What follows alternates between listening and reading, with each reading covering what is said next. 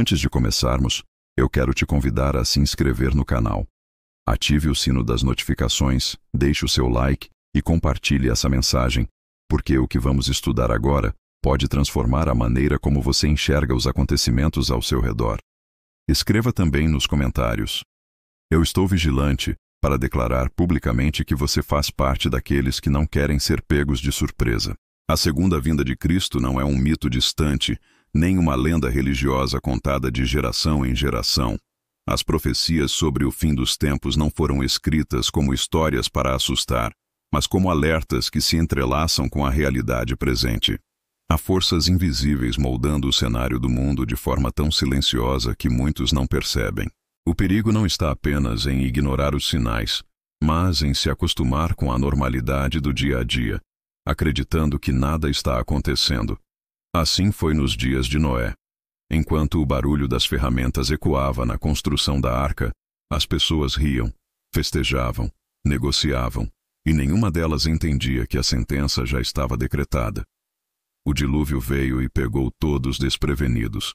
Assim também nos dias de Ló, quando Sodoma e Gomorra viviam em pleno comércio e prazeres, sem notar que a destruição já havia sido confirmada nos céus. Jesus foi claro: a vinda do Filho do Homem será semelhante a esses dias. Mateus capítulo 24, versos 37 a 39. Descreve que as pessoas comiam, bebiam, casavam-se e davam-se em casamento, até que Noé entrou na arca. E então, subitamente, veio o dilúvio. O padrão se repete: o perigo da distração.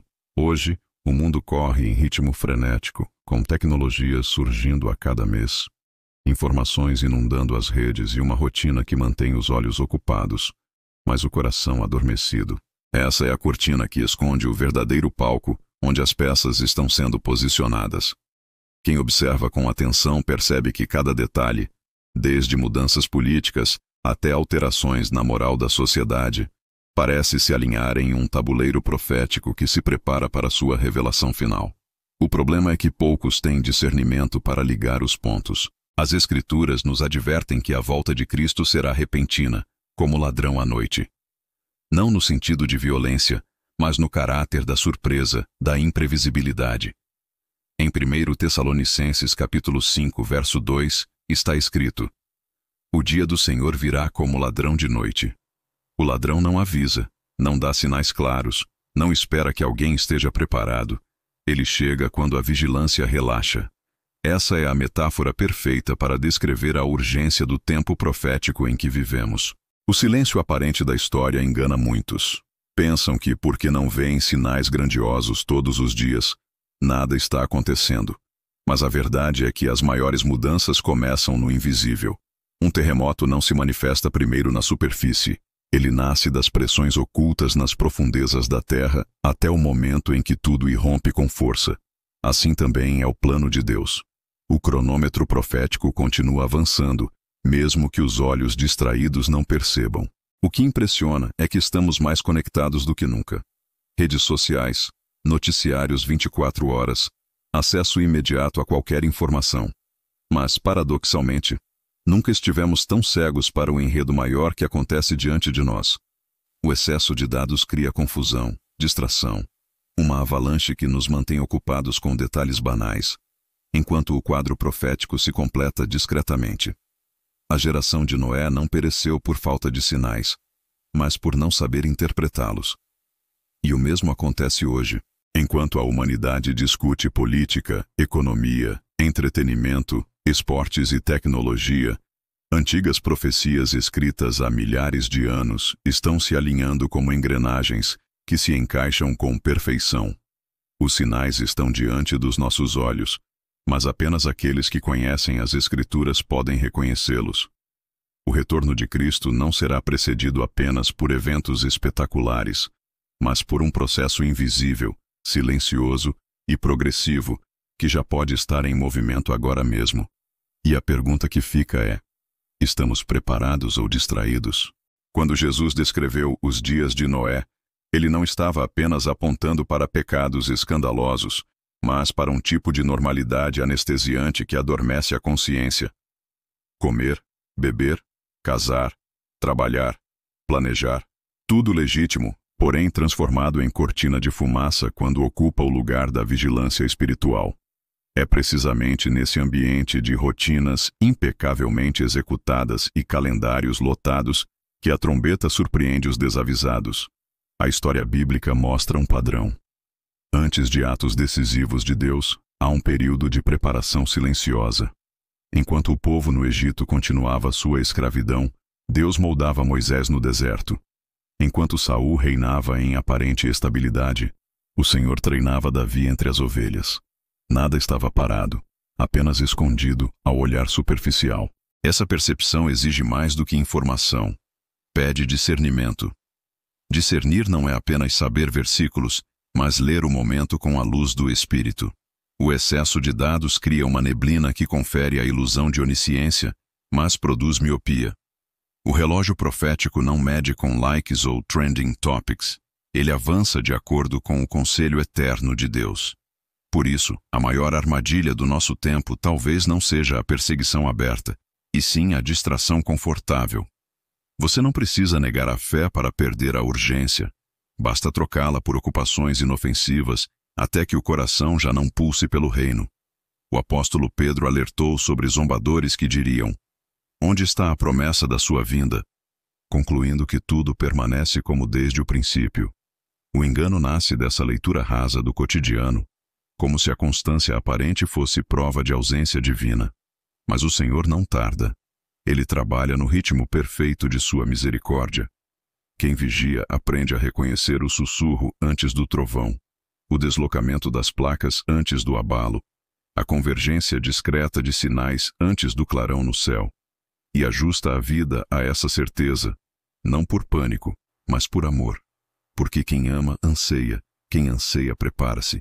E quem se prepara vive de forma que, se Cristo voltar ao amanhecer, já o encontre de lâmpadas acesas. Entre os sinais que se articulam nos bastidores, a aceleração do conhecimento ocupa lugar central. Daniel 12:4 anteviu um tempo de intensa circulação e multiplicação de saberes.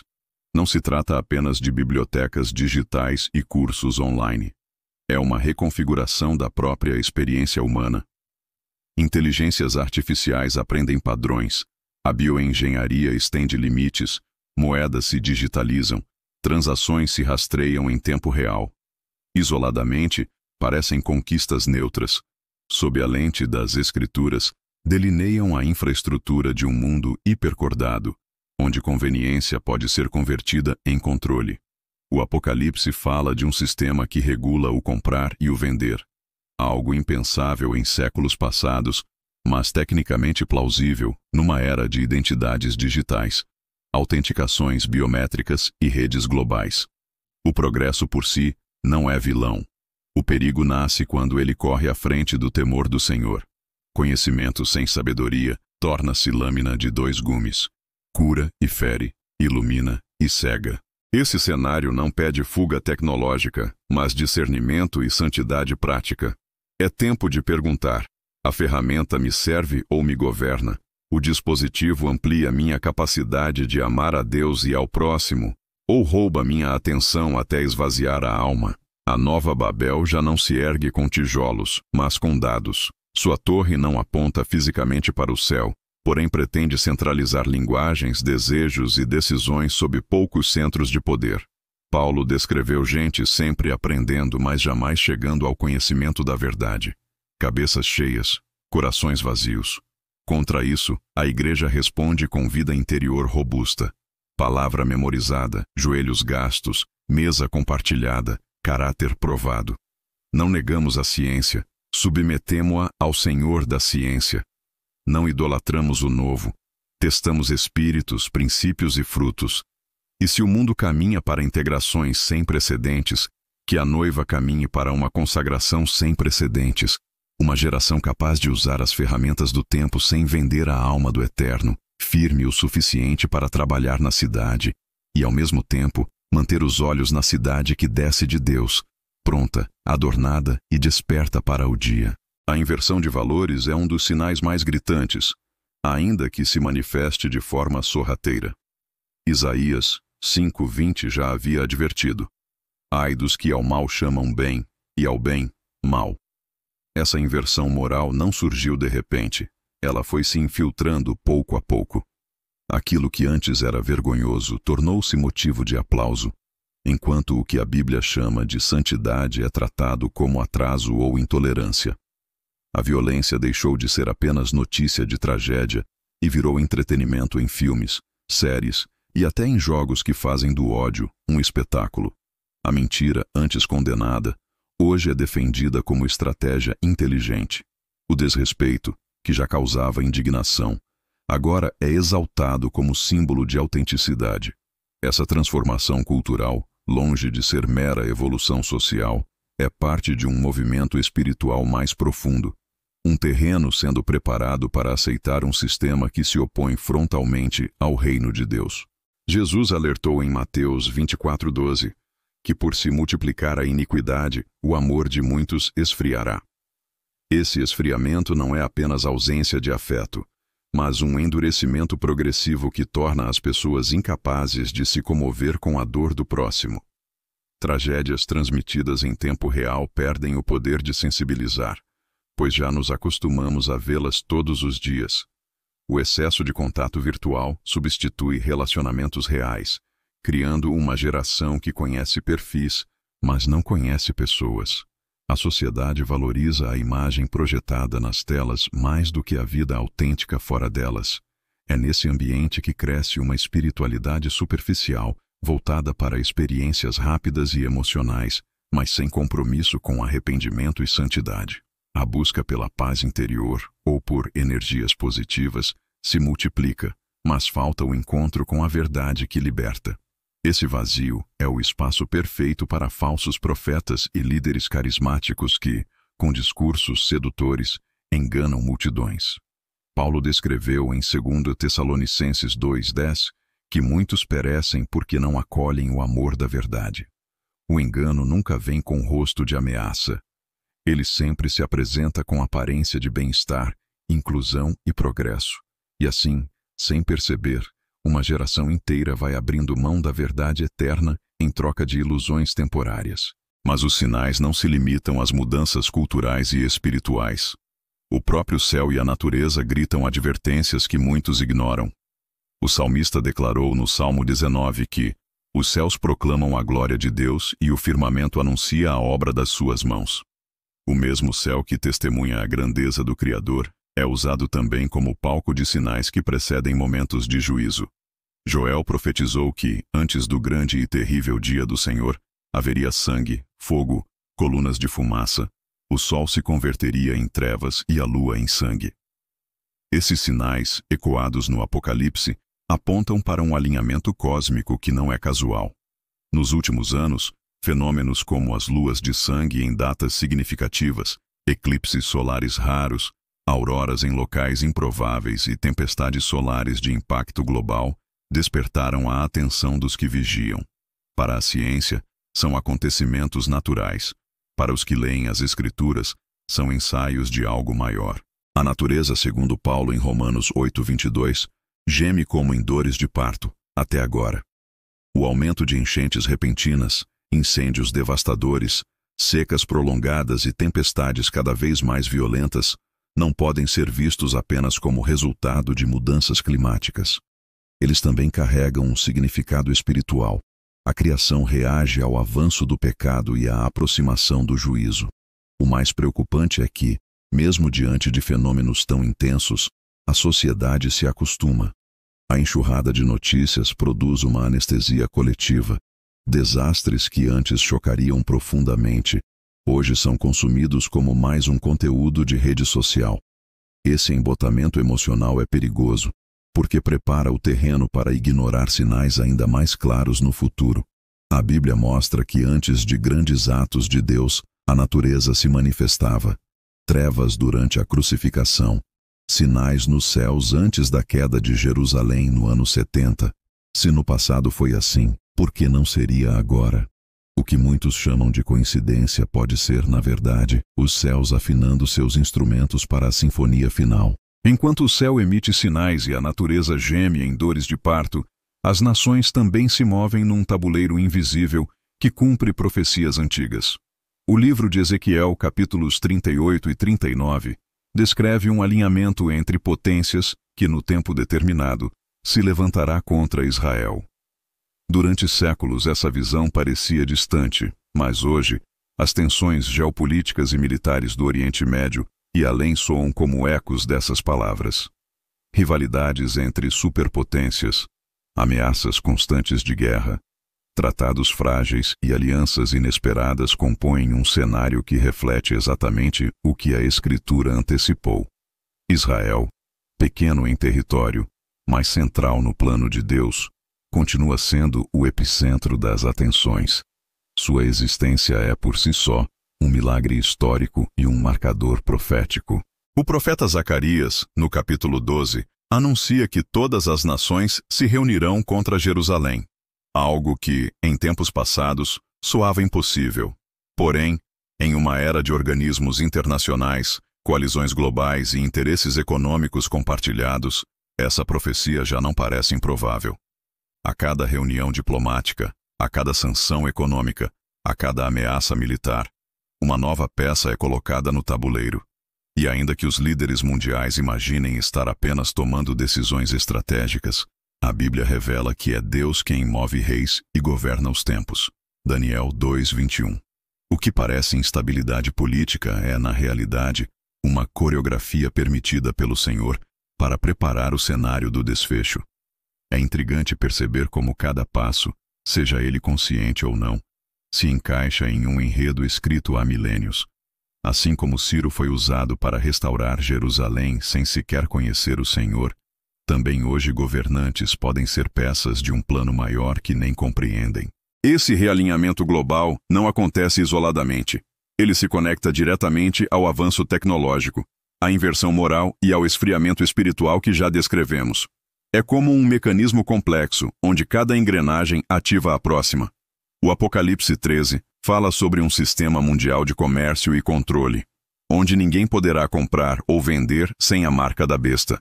Para que tal sistema exista, é necessário não apenas tecnologia, mas também a aceitação cultural de um controle centralizado.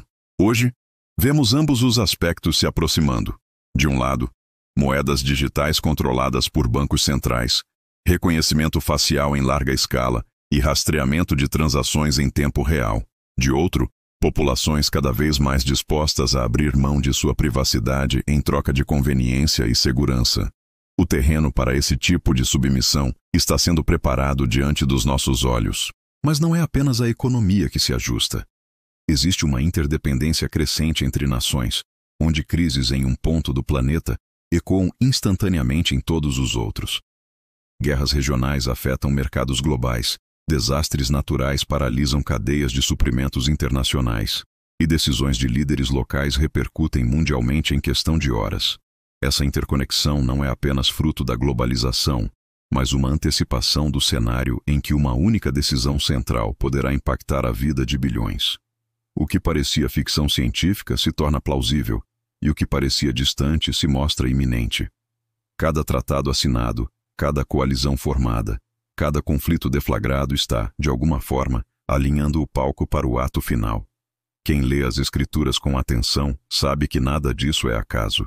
É o relógio profético avançando sem pausa, aproximando-se rapidamente do ponto em que o invisível se tornará inegavelmente visível. Enquanto os olhos do mundo se fixam nos cenários políticos e tecnológicos, algo ainda mais profundo acontece em silêncio. Um despertar espiritual discreto, mas poderoso. A Bíblia sempre mostrou que, antes de grandes manifestações de Deus, há uma preparação invisível no coração das pessoas. Antes do dilúvio, Noé pregava e construía. Antes do êxodo, Moisés era moldado no deserto. Antes da vinda de Jesus, João Batista clamava no ermo. Hoje, esse mesmo padrão se repete. Em pequenas reuniões de oração, em casas comuns, em corações quebrantados, o Espírito Santo sopra, despertando homens e mulheres para uma vida de vigilância e santidade. Esse mover não é espetáculo midiático, é transformação íntima. Ele não acontece apenas em grandes templos ou conferências famosas, mas em lugares improváveis, até mesmo em nações onde o Evangelho é proibido e viver a fé custa a própria vida. O profeta Joel declarou que nos últimos dias o Senhor derramaria do seu espírito sobre toda a carne. Joel 2:28. Esse derramamento não se limita a um avivamento do passado. Ele está acontecendo agora, em forma de um clamor silencioso que cresce em intensidade. Jovens recebem visões, idosos têm sonhos, famílias restauram altares domésticos, missionários arriscam tudo por amor a Cristo. Ao mesmo tempo, o endurecimento de corações também aumenta. A parábola do joio e do trigo, em Mateus 13, mostra que ambos crescem juntos até a ceifa. O despertar é a maturação do trigo, mas o joio também se fortalece. É um cenário de contraste.